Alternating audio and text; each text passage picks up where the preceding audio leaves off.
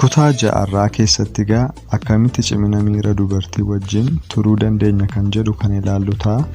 Akkasumas dhimmoota adda addaa yeroo kam akka dubartii fi addunyaa boojitu, hariiroo jaalalaaf kennaa hunda caalu kennuu, jaalala guddaa mul'isuun taateewwan geeddaruu, gammachuu dubartii isa gadi fagoo kan jedhu kan ilaallu ta'a. Jaalalaan cimina miira dubartii waliin turu.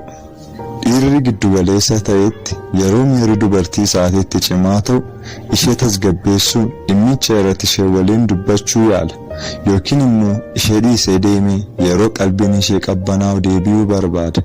Dhiirri inni olaanaa bilchaataa ta'e garuu gara jaalala hin jeeqamnee fi dammaqinsa hin raafamneetti ishee seensisa. Yoo jaalala isaa fudhachuu diduu itti fufte garuu dhiisee deema. Akkuma dhiirota kaanii miira dubartii isaa amma jijjiiramuu fi isa to'atamuu hin dandeenye hin jaallattu ta'a. Tarii maaliif akkas wal xaxaa taati? Rakkoon ishee maali jettee of gaafatta ta'a. Tarii akka salphaatti ilaali jettee ofitti himaa jirta ta'a. Miirri dubartii amma waan jijjiiramuuf akka kan keetii waan hin taaneef siif dukkanaa waan ta'eef jibbisiisaa ta'e sitti mul'achuu danda'a.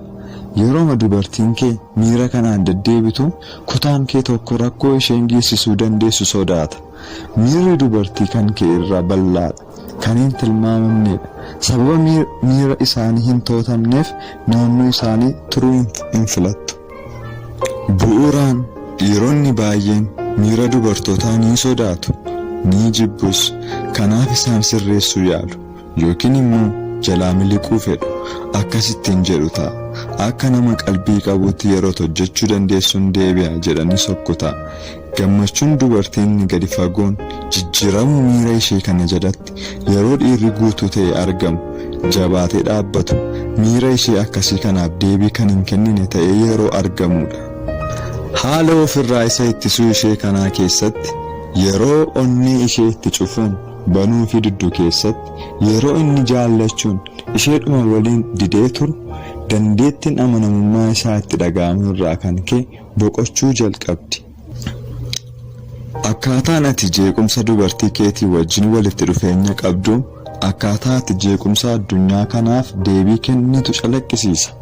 Yoo ati gosa nama waan hundaa saanduqa isa xiqqoo bareedduu keessa kaa'uu barbaadu taate, yoo ati miira dubartii kee isa hin to'atamnes achi keessa galchuu yaalta.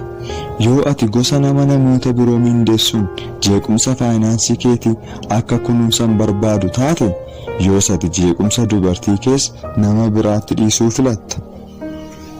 Jeequmsa miiraa dubartii keetii keessatti ishee jaallachuun bilisa ta'uu baradhu. Addunyaa kana hoogganuuf ofii kee leenjisi. Maallaqaan, kalaqaan, hafuuraan addunyaa kana hoogganuuf ofii kee leenjisi. Jaalalatu mootaa waan ta'eef hundee kee irra dhaabbadhu, jaalladhu, kennaa kee kenni. Waan kufte yeroo fakkaatu illee irraa barachuudhaan gara jaalalaatti deebi'i. Akkuma galaana dambalii qabu irra waa oofutti bulchuun kan inni haammatu ol ka'uu fi gadi bu'uu miireeffannaa dubartii isa humna qabeessa wajjin tokko ta'uudha. Akkuma kallattiin garaagaraa wallaansoo wal qabutti jechuudha.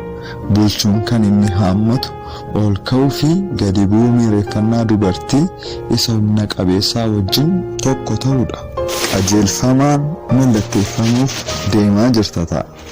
Galaanaan marfamuuf deemaa jirta ta'a. Rakkoo miira dubartii kee hubamuuf deemaa jirta ta'a. Kun karaa ati ittiin bulchuu barattudha. Dadhabbii ofirraa baafachuuf gara qarqara galaanaa deemuun daakta. Deebitee dubartii kee quunnamta. Filannoon ati qabdu sodaachuu yookiin immoo gooftummaa agarsiisuudha. Dubartiin kee hanga tasgabbooftutti eeguu yookiin immoo doorsisuu filachuu ni dandeessa. Yookiin akka qorumsa dandeettii keetitti cimina miira ishee fudhachuu dandeessa. Dubara kee jaalalaan moo'uuf xiyyeeffannoon kee amma yoo dubartiin kee waanuma fedhe goote iyyuu jaalala kenniif, itti seeqi, qaama ishee ofitti maxxansi. Qola onnee ishee golgee jiru cabsuuf waan dandeessu hunda godhi. Onnee ishee tuqi. Aarii ishees, boo'icha ishees, callisa ishees enjoy gochuu baradhu. addunyaanis waanuma kana siif dhiyeessaa oolti. Xammii jireenyaa haalonni dhiibbaa akka uuman hubachuudhaan jaalala guddaa mul'isuun taateewwan geeddaruudha. Bu'aa akkasiin argadha osoo hin jedhiin yeroo hundaa kennaa kee hunda caalu kenni. Wantoonni ni ka'u, ni kufu, deebi'anis ni ka'u. Kana hubadhu. Yeroo bilisummaa kee fedhiin daangessu dhibu yookiin immoo yeroo jaalala kee fedhiin booda deebisuu dhibu ati addunyaa fi dubartii boojiteetta jechuudha.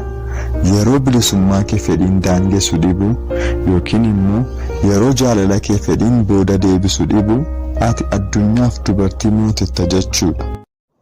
Kutaa itti aanu argachuudhaaf chaanaalii Soonii Miidiyaa jedhu kana sabskiraayib godhadhaa isiniin jenna. Maatii ta'aa viidiyoo kana hiriyoota keessaniin gargaara jettaniif akka sheer gootan nan abdadha. Laayik, kooment, kutaa darbeef immoo kunoo indi iskiriinii irraa xumura iskiriinii kana irratti jechaadha. Kunoo isiniin mul'ata xuquudhaan daawwachuu ni dandeessu. Nagaan tura.